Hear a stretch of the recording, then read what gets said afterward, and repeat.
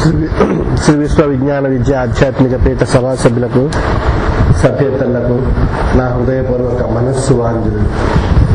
ఈరోజు పరమ పవిత్రమైనటువంటి మహాశివరాత్రి. శివతత్వంలో ఉండేటువంటి మహత్తరమైనటువంటి విశిష్టతని మన యొక్క పీఠంలో, మన యొక్క ధర్మంలో, తత్వ రూపంలో, ఏ విధంగా మనకు అనుభవాల రూపంలో ఆ యొక్క జ్ఞానామృతాన్ని స్వామి మనకు ప్రసాదిస్తున్నారు అనేటువంటి విషయం మనందరికీ నిరూపణ కాబడుతున్నది.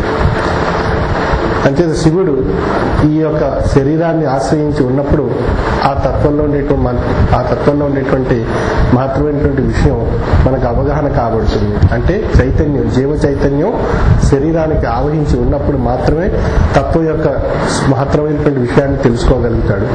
ఆ జీవ చైతన్య స్వరూపమైనటువంటి శివుడు మన నుండి దూరం కాబడినట్లయితే ఈ యొక్క శరీరం సమమైపోతుంది. అంచేత ఈ యొక్క శివం మనలో ఉన్నప్పుడు జీవ చైతన్య రూపమైనటువంటి పరిణామ రూపంలో ఆ యొక్క తత్వాన్ని అనుసరించి తనలో ఉండేటువంటి తన యొక్క శివుణ్ణి తాను దర్శించుకునేటువంటి బ్రహ్మతత్వాన్ని ప్రసాదించేటువంటి తత్వపీఠం శ్రీ విశ్వ విజ్ఞాన విద్య ఆధ్యాత్మిక పీఠం యొక్క తత్వం. ఇది అనుభవ రూపంలో మనకు నిరూపణ చేస్తున్నారు. అంటే మనలో ఉండేటువంటి దైవత్వాన్ని మనం ఏ విధంగా చూస్తున్నాం, అనుభవ రూపంలో మనం తెలుసుకుంటున్నాం.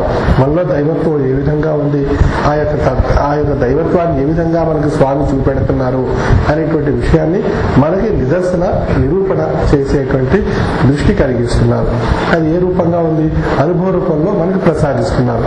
మనకు ఉన్నటువంటి తాపత్రయాలు, బాధలు, కష్టాల్లో స్వామి మనకి ప్రసాదించినటువంటి రక్షణ ఏ విధంగా ఉంది, అది మనకి స్వప్న దృశ్య జాగృతావస్థలో మనకి అనేక రూపాలుగా ఆ అనుభవపరమైన స్థితిని ప్రసాదించి మనకు ఆ యొక్క మహత్యాన్ని మనకు నిరూపణ చేసి ఆ మహత్యంలో ఉండేటువంటి శక్తి చేత మనకు కలిగినటువంటి విశ్వాసం యొక్క మహత్తరమైనటువంటి పరిణామ రూపమైనటువంటి శక్తి మన యొక్క జీవాణువుల్లో చైతన్యవంతపరిచి ఆ చైతన్యవంతపరిచినటువంటి మహత్తరమైనటువంటి శక్తియే అది శివస్వరూపమైనటువంటి, బ్రహ్మస్వరూపమైనటువంటి, ఈశ్వర స్వరూపమైనటువంటి శక్తిగా నిరూపణ కాబడుతుంది. అంటే మన దైవత్వానికి చేరుకునేటువంటి అవకాశాన్ని మనకి కల్పిస్తున్నారు. ఆ యొక్క అవకాశాన్ని మనం ఎల్లప్పుడూ నిరంతరం ఆ యొక్క అవకాశంలో ఉండేటువంటి విషయంగా మన యొక్క ప్రయాణం సాగించినట్లయితే నిరంతరం ఆయన రక్షణలో, నీడలో ఉండేటువంటి అవకాశం మనకు కలుగుతుంది. అంటే మనలో ఈ భ్రాంతి ఏం చేస్తుంది, మాయ ఏం చేస్తుంది అన్నప్పుడు మనకి ఆ యొక్క నిరంతరం ఆయన యొక్క రక్షణలో లేకుండా రక్షణ నుండి మనం దూరం చేయడానికి ప్రయత్నం చేస్తుంది. ఆ భ్రాంతి అనేటువంటి విషయం ఏది అన్నప్పుడు అరిషడ్వర్గాల రూపంలో ఉంది. అది కామ, క్రోధ, మద, లోభ, మోహ, మాత్సర్యాలు అనేటువంటి రూపాలుగా ఉండి అది మనని ఆయన రక్షణలో లేనటువంటి పరిస్థితిని కల్పించడానికి ప్రయత్నం చేస్తుంది. అన్నప్పుడు భ్రాంతి స్వరూపమైనటువంటి శక్తి ఒకవైపు, గురు స్వరూపమైనటువంటి శక్తి మరొక వైపు. ఈ రెండింటికి మధ్యన జ్ఞానం అజ్ఞానమున మధ్య గ్రాలులను అన్న పానాలకై అంగరాచులను అని చెప్పి మనం ప్రార్థనలో చదువుతున్నాం. జ్ఞానం అనేటువంటి స్వరూపంగా ఉండేటువంటి స్వామి సాన్నిధ్యానికి, అజ్ఞానం అనేటువంటి భ్రాంతి స్వరూపంగా ఉండేటువంటి ఆ శక్తికి మధ్యన మనం నలిగిపోతున్నాం. మంచిదా ఆ యొక్క నలిగిపోయేటువంటి పరీక్షే మనం భ్రాంతి నుండి ఎంతవరకు మనం అధిగమించి ముందుకు రాగలుగుతున్నాం, జ్ఞాన స్వరూపమైనటువంటి శక్తి వైపు ఎంతవరకు మన యొక్క ప్రయాణాన్ని మనం సాగించగలుగుతున్నాం అనేటువంటి విషయాన్ని మనం విశ్లేషించుకోవడానికి మనం ఒక రకమైనటువంటి పరీక్ష మనం పరీక్షిస్తున్నాం. ఆ పరీక్ష ఏది అన్నప్పుడు మనకు ప్రతి నెల తత్వజ్ఞానం అనేటువంటి మాసపత్రికనిచ్చి ఆ మాసపత్రికలో ఉండేటువంటి అంశాలు చదివి ఆ చదివినటువంటి అంశాలను అవగాహన చేసుకుని ఆచరించినట్లయితే మనం జ్ఞానం వైపు ప్రయాణం చేయగలము అనేటువంటి విషయాన్ని మనం సూచిస్తున్నాం.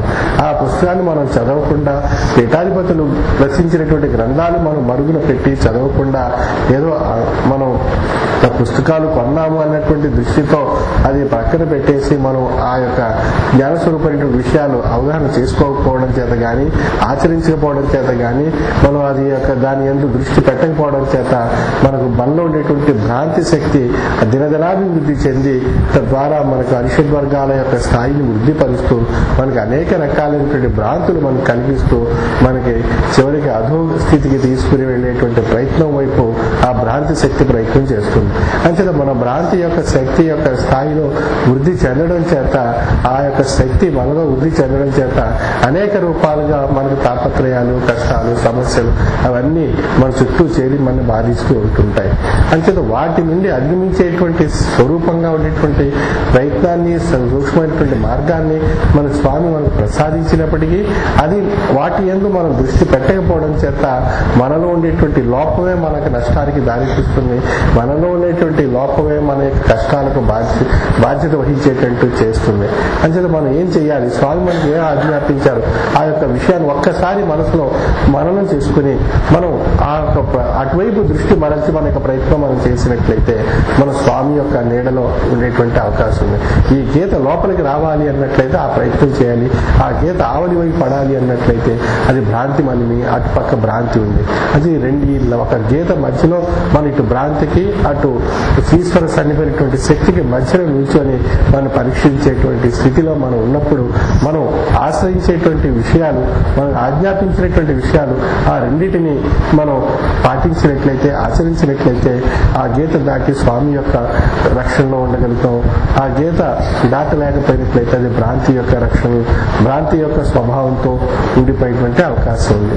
ఈ విధంగా ఆ యొక్క చిన్న సూక్ష్మమైనటువంటి విషయాన్ని మనం గ్రహించలేక మన యొక్క లోపాలకు మనమే బాధ్యత వహిస్తున్నాం. ఆ యొక్క మన ఆజ్ఞలు, స్వామి యొక్క ఆజ్ఞలు పాటించకపోవడం చేత మన యొక్క లోపాలకు మనమే నష్టం వహించవలసి వస్తుంది. అంచేత మన యొక్క లోపాన్ని మనం సవరించుకున్నట్లయితే మనం స్వామి యొక్క రక్షణలో ఉండేటువంటి అవకాశం మనకు కలుగుతుంది. మరి ఉమ్రాన్ అక్షరజ్యోతి ద్వారా అనేక మందికి అక్షరాస్యులు చేసి తత్వాన్ని తెలుసుకుని తరించండి అని చెప్పి మన పరమేశ్వరు, మన కార్యకర్తలు ఎంతో మంది ఎన్నో వ్యయ ప్రయాసాలు చెప్పినప్పటికీ